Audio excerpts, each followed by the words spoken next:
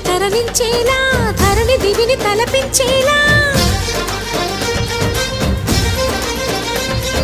రసతరంగిణి లీలా ఎదిని నృత్యరతుని చేయగలిగే వేళ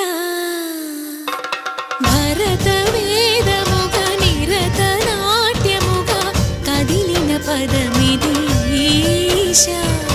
శివని వేదనగా వని వేదనగా పలికెను పదము పరేశా